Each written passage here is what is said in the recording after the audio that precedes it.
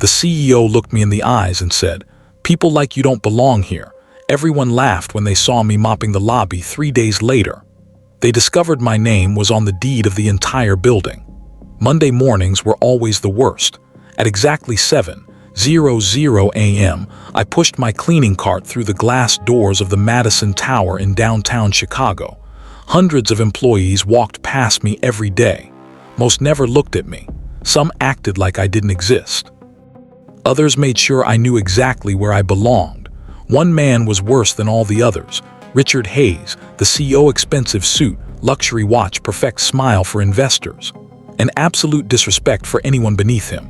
Every morning he walked by without saying hello. One day he stopped. He looked at a tiny water spot I had missed, then he smiled. Maybe cleaning floors is harder than I thought. People standing behind him laughed. I smiled politely. "Sorry, sir. I'll clean it right away." He leaned closer. "You know why you'll never be successful?" I stayed quiet. "Because people like you were born to serve people like me." More laughter. He walked away. If only he knew the truth. I wasn't just a janitor, I was watching, waiting. And I owned a secret that would destroy everything he believed, because 6 months earlier, my grandfather had passed away. Almost nobody attended his funeral. Most people thought he was just an old retired businessman. They were wrong. He had quietly built one of the largest real estate companies in Illinois, and in his will, he left everything to me, including Madison Tower, the very building Richard believed he controlled. I never told anyone, not the lawyers, not the employees, not even Richard. I wanted to know exactly how people treated someone they believed had nothing, and every single day, they failed the test. One Friday afternoon, Richard crossed a line he could never come back from. He grabbed my cleaning cart and shoved it across the marble floor, embarrassing the company in front of our investors. Cart crashed into the wall, cleaning supplies flew everywhere, the investors watched in complete silence. Richard pointed toward the exit. "Get out of my building." I slowly looked up for the first time. I smiled because in less than 5 minutes, he was about to learn. It wasn't his building at all. The lobby fell completely silent. Richard folded his arms and stared at me. "Did you not hear me?" he shouted. I said, "Get out." I looked at the security guards. They hesitated. Nobody moved just then. The front doors opened. 3 people in expensive suits walked inside. Behind them were 2 lawyers carrying thick folders. Richard smiled. Perfect timing. He walked toward them. "These investors don't need to see this janitor causing trouble." One of the lawyers looked confused. "Mr. Hayes, we're not here to meet you." Richard's smile disappeared. "What do you mean?" The lawyer opened a folder. "We're here to meet the new owner of Madison Tower." Everyone in the lobby looked around. Richard laughed nervously. "Owner, that's impossible. I manage this building." Lawyer nodded. "You manage it. You don't own it." Room became silent again. Richard's face turned pale. "So, where is the new owner?" The lawyer slowly turned toward me. "Mr. Carter, everything is ready." Every employee froze. Richard looked at me, then back at the lawyer, then at me again. This has to be a joke." I calmly took off my janitor gloves. "I wish it was." Lawyer handed me a folder. Inside were the official ownership documents. Richard grabbed the papers. He read the first page. His hands started shaking. "This can't be real," the lawyer replied. "The transfer became official this morning. You are now speaking to the legal owner of this building." No one said a word. The same employees who ignored me every day suddenly couldn't even look me in the eyes. Richard tried to smile. "Mr. Carter, I think we've had a misunderstanding." I looked at him. "A misunderstanding? You told me people like me were born to serve people like you." His face turned red. "I didn't mean..." I interrupted him. "It's okay. Remember every single word." Richard swallowed hard. "I can explain." I smiled. "Have your chance first." I'd like everyone to attend a meeting in the conference room. Nobody argued for the first time. Richard followed me, not the other way around, and he had no idea. The biggest surprise was still waiting for him. The conference room was completely silent. More than 200 employees sat in their chairs. No one was talking. No one was smiling for the first time.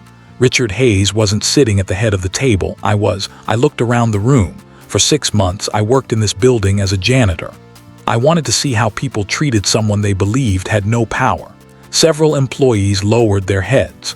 "I wasn't testing your skills. I was testing your character." Room became even quieter. I picked up a small notebook. Every day I wrote down what I saw. I opened the first page, Sarah from accounting. You thanked the cleaning staff every morning. Sarah looked shocked. You even helped an elderly visitor find the right office. I smiled. People like you are the reason good companies succeed. She smiled through tears. Then I turned another page, Mark. You mocked the cleaning staff in front of new employees. Mark looked at the floor. Jason. You kicked over a trash bin and blamed the janitor. Room was silent. No one defended him. Finally, I looked at Richard. You called me worthless. You humiliated me in front of clients. You told security to throw me out. Richard stood up. I'm sorry. I made a mistake. I calmly shook my head. No, mistake happens once. You made a choice. Every single day. Board members sitting in the back exchanged looks. One of them stood, Mr. Carter. As majority owner, the final decision is yours. I nodded. My decision is simple. People who treated others with respect receive promotions, bonuses, and leadership opportunities. Several employees looked surprised. Then I continued. People who abused their position will no longer work here. Richard's face turned white. Firing me, I looked him straight in the eyes. Holding you accountable. Security entered the room, but this time, they weren't walking toward me. They walked directly to Richard as he slowly left the conference room. Every employee watched in complete silence. The same man who once laughed while I was escorted out was now being escorted out himself. But my revenge wasn't finished yet, because outside the building, hundreds of reporters had just arrived, and they were all waiting for one person. Richard Hayes. The glass doors opened. Camera flashes lit up the entrance. Dozens of reporters rushed forward. Mr. Carter.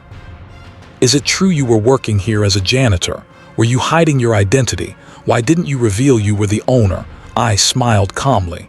I wasn't hiding. I was learning. The reporters looked confused. I wanted to know what kind of company this really was, by reading reports, by seeing how people treated someone they thought had no power. The interview was broadcast live. Millions of people watched the story unfold. Within hours, the video spread across social media. People praised the employees who had shown kindness. But Richard's behavior became the headline everywhere. The board of directors announced a full internal investigation. His executive benefits were canceled. His reputation, built over 20 years, disappeared in a single day. A week later, I gathered every employee in the lobby again. This time, the atmosphere was completely different. I stood where I had once pushed my cleaning cart. Have one final announcement. Everyone listened. Decided to create a new company culture. This building, no job is small. Every employee, from the janitor to the CEO, will be treated with the same respect. Room erupted in applause. Then I turned toward the cleaning staff, the people who had worked beside me every day. You kept this building running. You deserve to be recognized. Their salaries were increased. Their benefits improved. Several of them were promoted to supervisory roles. Many were in tears months later. Madison Tower became known as one of the best workplaces in America. Applications poured in from across the country.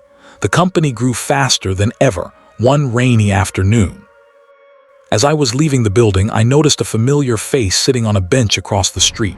It was Richard. He stood up slowly. I lost everything, he said quietly. I treated people like they didn't matter. I was wrong. For a moment, neither of us spoke. Then I said, success isn't measured by how many people work under you. It's measured by how many people respect you when you have power. Richard lowered his head. He nodded and walked away. I watched him disappear into the crowd, not with anger, not with satisfaction, but with one simple lesson in my heart. The greatest revenge isn't destroying someone. It's becoming so successful and so honorable that their own actions become their biggest punishment. The end.